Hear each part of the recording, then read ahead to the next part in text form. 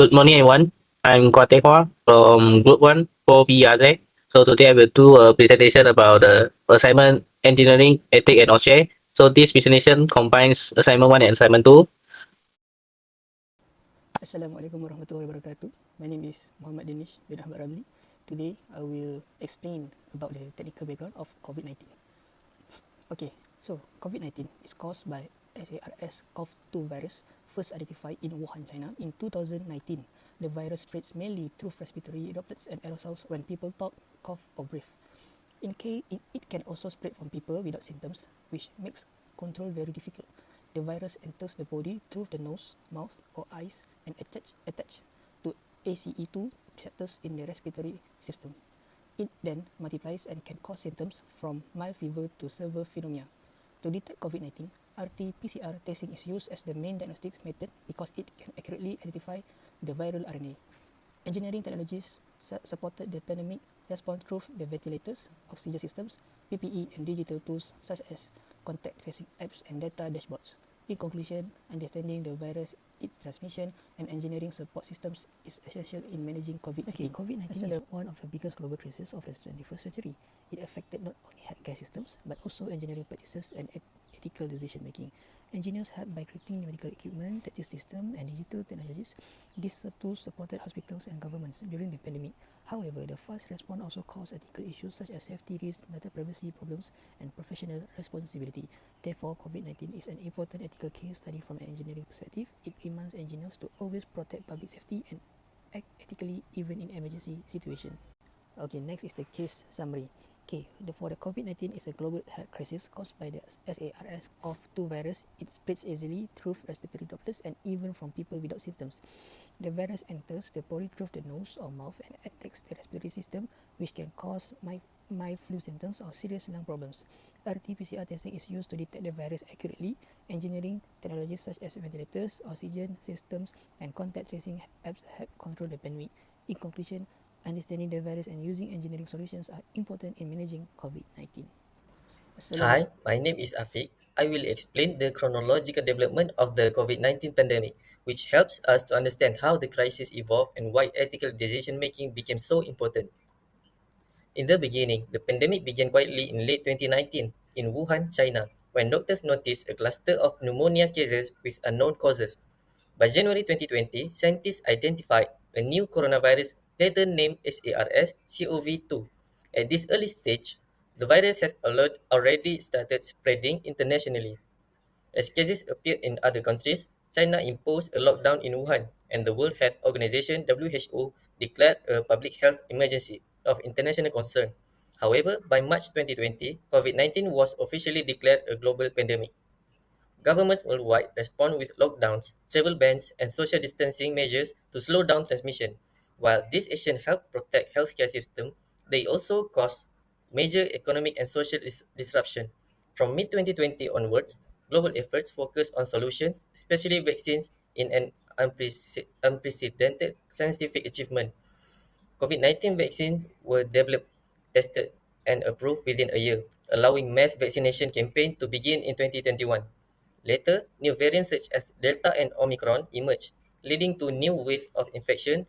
However, due to vaccination and natural immunity, the severity gradually reduced. In May 2023, the WHO officially ended the global health emergency, making a transition to long-term management. This timeline shows how rapidly the situation evolved and highlights the importance of timely, ethical, and well-coordinated response during global crises. Morning, everyone. My name is Kwate. Today I want to present stakeholder analysis for COVID-19.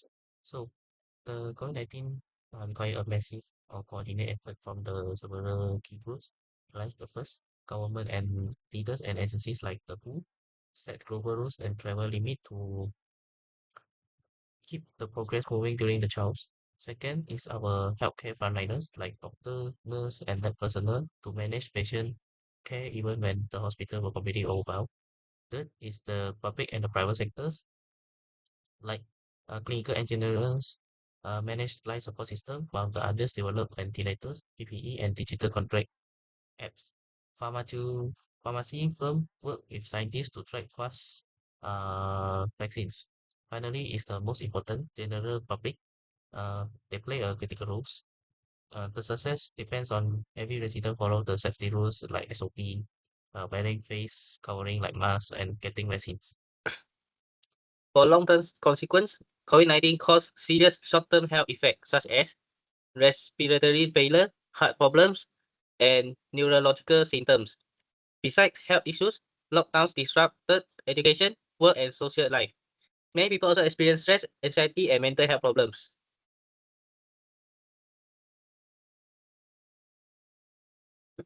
So for long-term effects, many patients suffer from long COVID, including fatigue, breathing difficulty, and brain fog. Healthcare systems face higher workloads due to the long-term treatment needs. The pandemic also accelerated digital healthcare and remote working technologies. To evaluate decisions made during the pandemic, engineers apply ethical frameworks. These frameworks help ensure safety, responsibility, and public trust during crisis situations. Utilitarianism focuses on achieving the greatest good for the greatest number of people.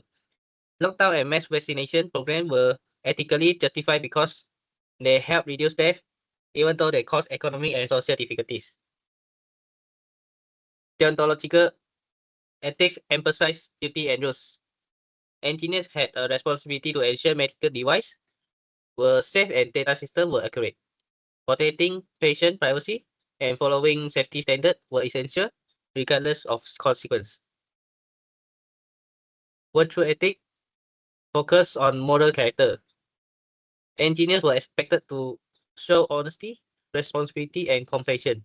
Public safety had to come before profit or personal interest. From this case, community we learn some professional responsibility from from it. So first is the multi-sectoral corporations. So in this corporation, the pandemic proved that no one can work in isolations. So it requires a massive collaborative effort between the clinical engineers, scientists, and the doctor to solve the global problems. So the second is the data ethics. So rapidly deploy tools like contract tracking apps create seriously privacy risks. So we have an ethical duty to ensure this system respect personal autonomy and follow strict data protection standard. So the third is the uh, most important is the public safety first. So this is our most important duty. True accountability means basic evidence on proper analysis and having the courage to raise objection if public safety is at risk, even if it is professionally uncomfortable. So, okay.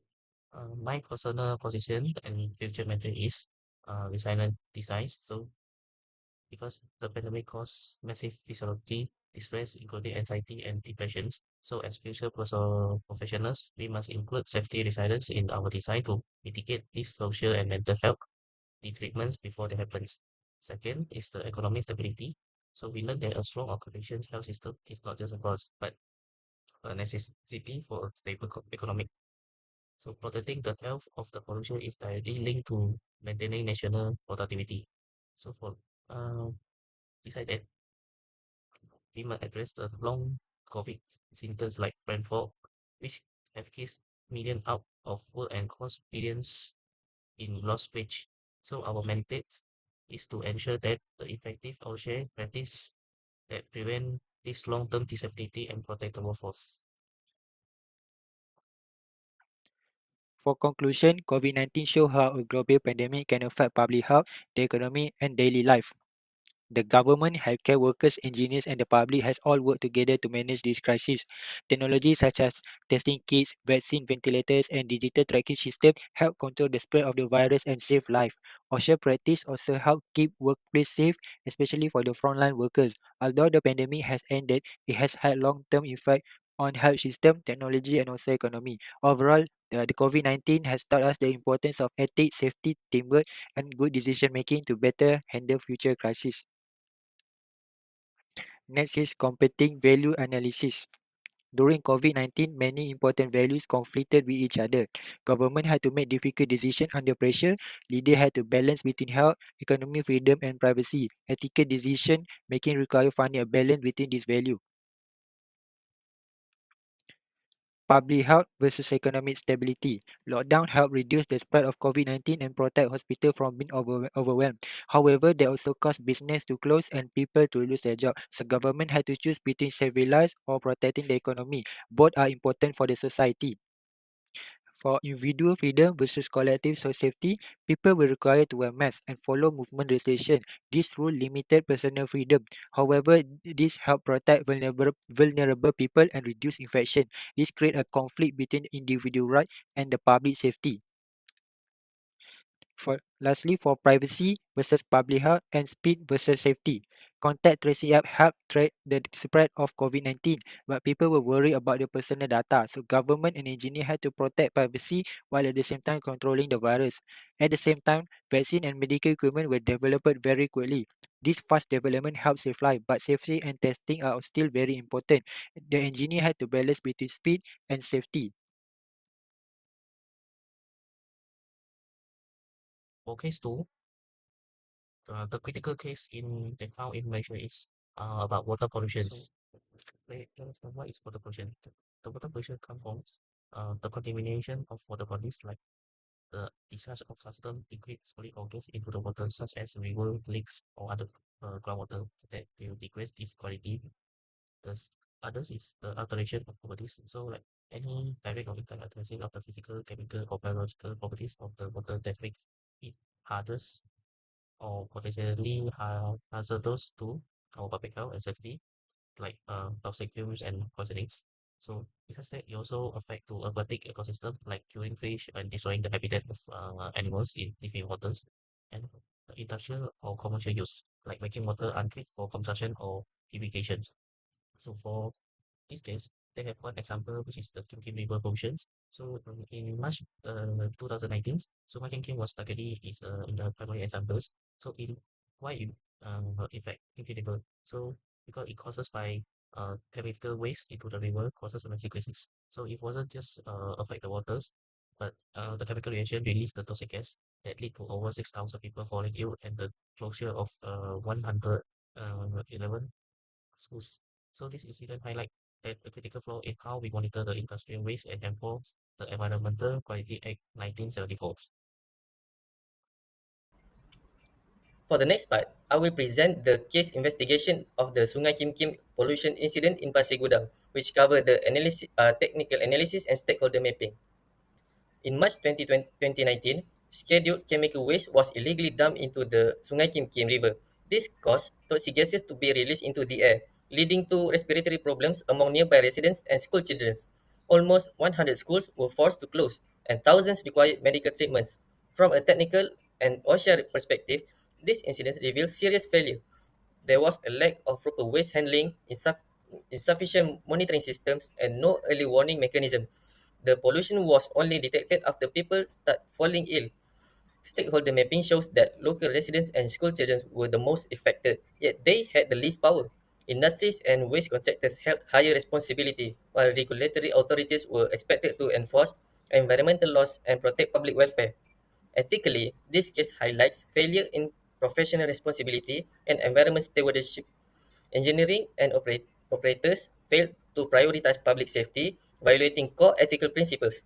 This incident demonstrates why strong ethical practice, effective monitoring, and accountability are essential to prevent environmental disaster. That's all.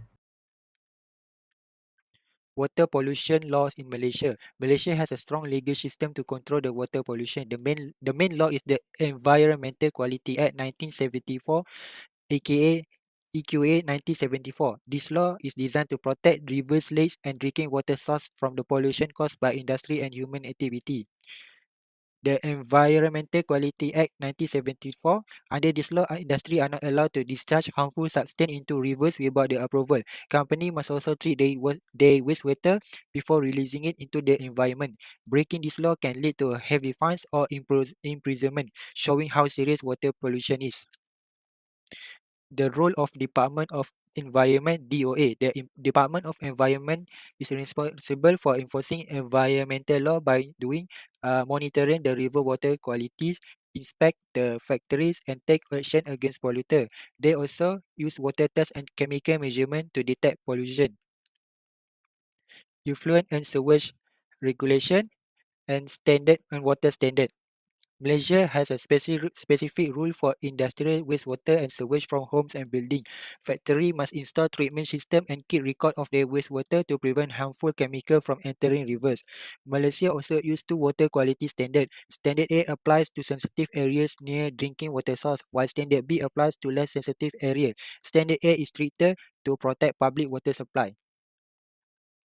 Challenge in enforcement. Even though Malaysia has a good laws, problems still exist. Illegal dumping, weak monitoring, and also slow detection to allow pollution to happen before action is taken. This shows the need for better enforcement, stronger monitoring system, and higher accountability. Protecting water resources is not only a legal duty, but also an ethical responsibility. That's all for me. Thank you. Rivers are very important for daily life, culture, and community activities. However, when rivers become polluted, cultural traditions and community identity are affected. Water pollution also causes health problems such as diarrhea and skin disease. Children, elderly people, and low-income communities are the most affected. Families also face higher medical costs and difficulty accessing clean water. Communities living downstream often suffer the most, even though they are not responsible for the pollution. This creates feelings of unfairness and reduces trust in industries and authorities. Traditional activities such as fishing and farming decline, which leads to loss of cultural heritage. In conclusion, water pollution does not only harm the environment but also affects society and culture. Therefore, strong environmental responsibility and community involvement are essential to protect our water resources. Thank you. For water pollution, we use case study as Sungai King King incident. In Malaysia, the Sungai King King incident show the ethic impact of water pollution. Illegal chemical dumping harm public health and the environment. This incident highlight the failures in waste management and environmental responsibility. In local ethics, professionals have a duty to protect communities and natural resources. For global ethics, clean water is a basic human right. Water pollution must be addressed in line with Sustainable Development Goal 6. For recommendation, several actions are recommended. These include stronger enforcement of environmental laws, better ethics education for engineers, community involvement in monitoring pollution, and greater corporate responsibility using clean technologies.